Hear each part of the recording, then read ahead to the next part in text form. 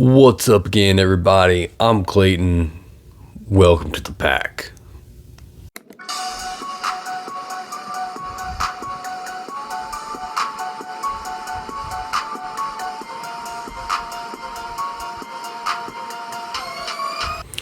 So today we are checking out Curse of Chucky, released in 2013, directed by Don Mancini, written and directed by Don Mancini, starring the late great Brad Dourif and his daughter Fiona Dourif, making her debut in the Child's Play franchise. Let's talk about it. But before I get into this review, I just want to remind everybody, while you're here, go ahead and hit that like button, and if you're enjoying the content, subscribe. It helps the channel out greatly. I appreciate all you guys. Just as a friendly reminder, guys, this is just my opinion on this movie. No need to be upset or offended by anything I have to say. Let me know your thoughts in the comment section. What do you think of Curse of Chucky? And with that out of the way, let's get rocking. So, Curse of Chucky. Next one up, we pretty much hit rock bottom with the last Child's Play movie that we reviewed. Seed of Chucky doesn't really get any worse than that. So basically everything else is going to be uphill from there. So there's light at the end of the tunnel. Curse of Chucky has a lot of things going for it. So I'm going to get into talking about some of the things I like and some of the things I wasn't a fan of. But again, I just approach my reviews from my subjective viewing experience. I'm not sitting here as a film critic telling you what's good about the movie, what's bad about the movie, but more my subjective experience and what I like with the film, what I dislike. So with Curse of Chucky, there's quite a bit that I like here. So getting into the positives now, the tone and the setting here, I love. Don Mancini finally brings the franchise back to a horror tone. He makes it dark. He makes it kind of gloomy, kind of morose type of feel, somber tone to the film. I like that. It's taking it back to its roots of horror, kind of ditching the comedic stuff, realizing that he wasn't good at writing comedy. And this franchise started off as horror, so dive into that more. And that's what he does here. Takes it back to the horror roots, and that's a big positive for me. I like the setting, kind of in this house. Nika Pierce, her house, her mother's house, kind of this really old, dark, kind of not really a mansion, but pretty nice house. And that's basically where the whole film takes place, all kind of in one setting here in this house. But I like it because there's a lot of space, a lot of room, a lot of things you can do with that setting. And I think they maximize that setting to their fullest potential. So love the tone, love the setting here. I think Don Mancini does a really good job directing the tension in this film, kind of building that suspense, this kind of looming feeling like he's up to something. You know he's up to something, but you don't really know when he's gonna pop out at you and start, snapping necks and cashing checks. But it's coming. So I like the way that Mancini directs the tension here, and the way that he directs Chucky. Chucky feels a lot scarier in this film than he has in prior films, and I like that. Give me more of that horror element in Chucky movies. It can work, and Don Mancini proves that it can work in this film, the way that you direct Chucky. And he doesn't really say much. Chucky doesn't really start talking until about the third act of this film, almost. So and I like that. Use it well.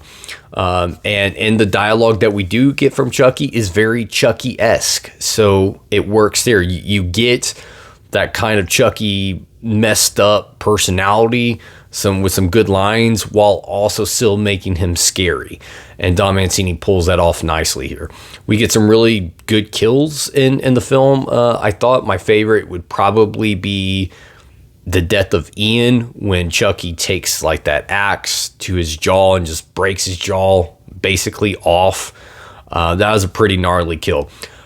I watched the unrated cut. The unrated cut is basically the only cut of this movie that I watch.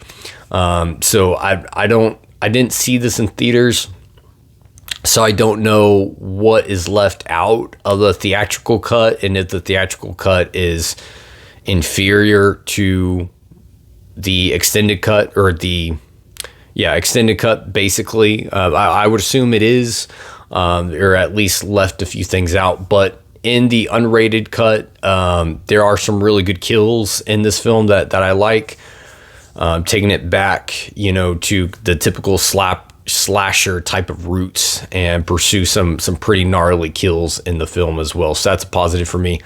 Chucky is used well. Brad Dourif, I feel like his voice acting here too, like he gives a darker performance in his vocal acting than he has in some of the prior films as well. So not only is the tone of this film darker, but Brad Dourif himself in his vocal performance sounds and feels darker in his portrayal of Chucky. Vocally, and of Charles Lee Ray. We get to see more of Charles Lee Ray in this movie, which is another positive for me. I've always thought that there's a lot that you could do there with that character, because the only time we actually get to see Charles Lee Ray is really only in the first film, just before he, becomes Chucky. So I've always kind of wanted to see more of that character and explore more of the Charles Lee Ray side of the character. And they do that some in this film. They show you kind of how messed up this guy was before he became Chucky, and some of the sick stuff that he was doing. So it develops that character. It adds more horror to that character as well, and to the overall story. Makes you adds an element of fear of this guy, where I feel like in a couple of the past ones, they just kind of, obviously he's a killer, but they kind of make him seem like this fun guy that you're like, man, I could see myself having a beer with that guy. But here, they show a very dark, sadistic side of Charles Lee Ray, and I like that. Give me more horror in this film, and they do that in this franchise, and they do that, showing more of Charles Lee Ray's past and some of the stuff that he's done. I like that. So that was a strong positive for me. I also like the Nika character. I thought she was a strong character. We hadn't really had that strong protagonist character in a Chucky film in a while.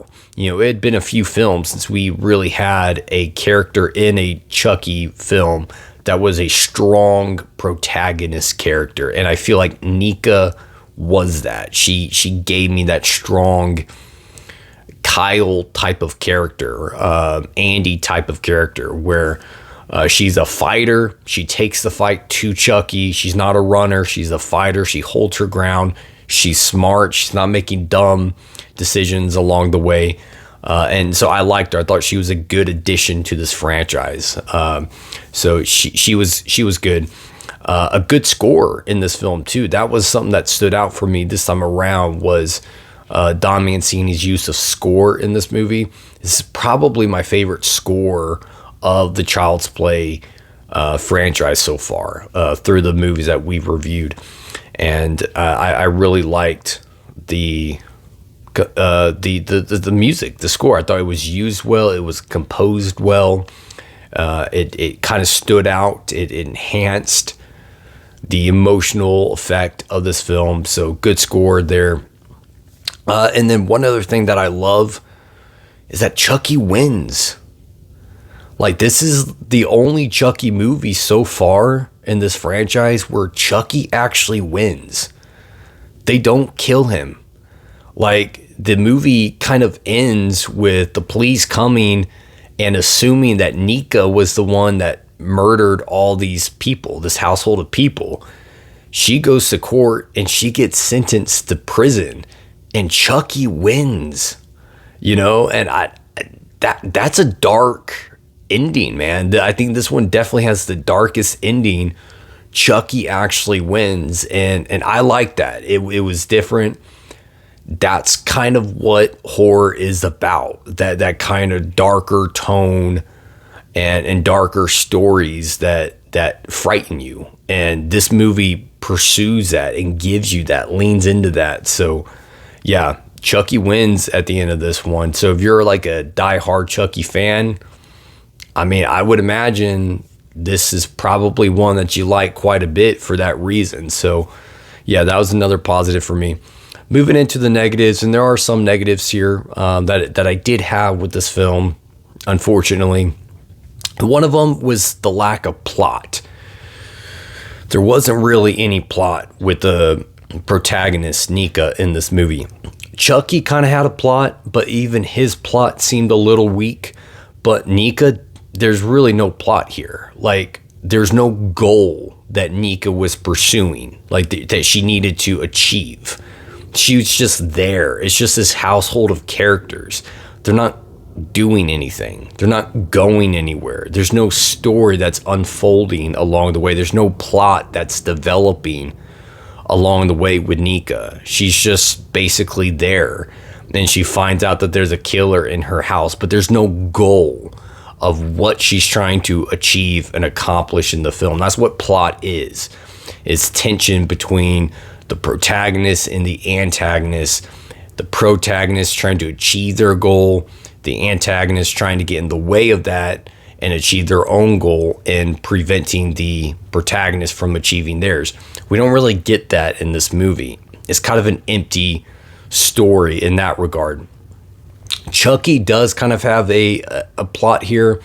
His plot is to basically get revenge on this family that kind of messed with him when he was Charles Lee Ray, that kind of did some things to him, pissed him off, and now he's trying to kill them all and kind of just toy with them in the process. So he kind of has a plot, but even then it's kind of shoehorned in the last act and kind of forced.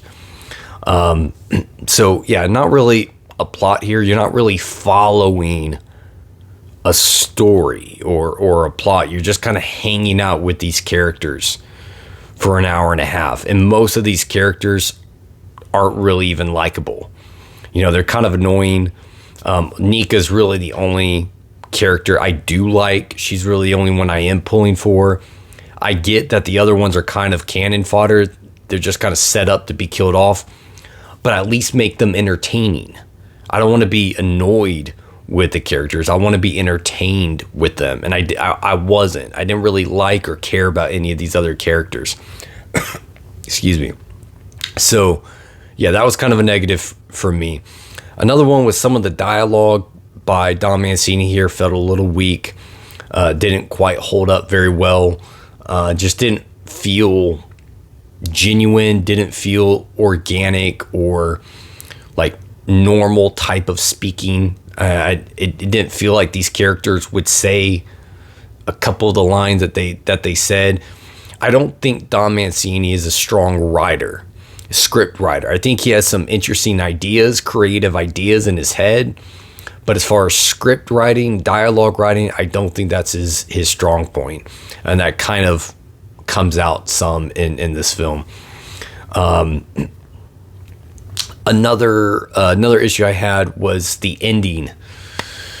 I don't know what's in the theatrical cut, but in the unrated cut, the ending is just too messy. And that's what really kind of takes me out towards the end of this film, is that, in my opinion, they should have just ended the film with Nika in court, getting wheeled off to prison, and Chucky kind of sitting there on that table smiling.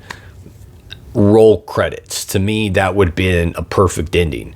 But instead, they had to give you all these teaser endings. Andy coming back at the end, and then Alice at the end, and then, all these other. It's like they're trying to cross every T in the story, but we don't need any of that. None of those, we get Jennifer Tilly coming back for a cameo scene at the end, but it's like that wasn't needed. She didn't play a part in the story at all. So why is she even here? Why just throw her in on the last reel? It's not really needed. We already know you can bring Chucky back basically for whatever reason you want now. There's no consistency there. So the ending was too messy for me. I felt like they were just trying to force too much in and give you too many teasers and stuff. I don't like that. Just give me one clean, decisive ending at the court scene would have been a perfect ending, quite frankly. But they don't end it there. They give you all this other stuff that, quite frankly, I don't feel like the movie needed. So to me, that kind of hurt, the ending of this film, and just kind of took me out some there. And then also Alice, like what happened there? Like the little girl Alice in the movie, she's upstairs with Chucky sleeping. Chucky starts butchering all the family, everyone in the house. And where's Alice this whole time? Do you just expect me to buy that she's just sleeping through people yelling and screaming and falling through, railings and falling off staircases and stuff, police coming in the house, like she's just asleep through all this?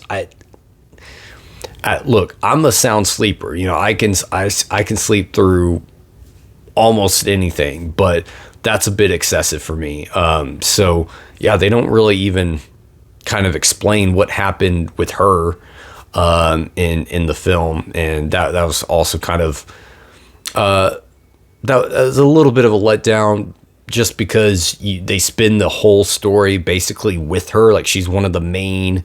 She's kind of like the Andy of this story. She's the kid that Chucky's kind of messing with, and yet they don't really do anything. They don't give you closure with that character at the end of the movie. So, yeah, that was a little unsettling for me as well. So, but that's basically it. That's all I got for Curse of Chucky. My overall rating here is going to be 3.5, 3.5 stars.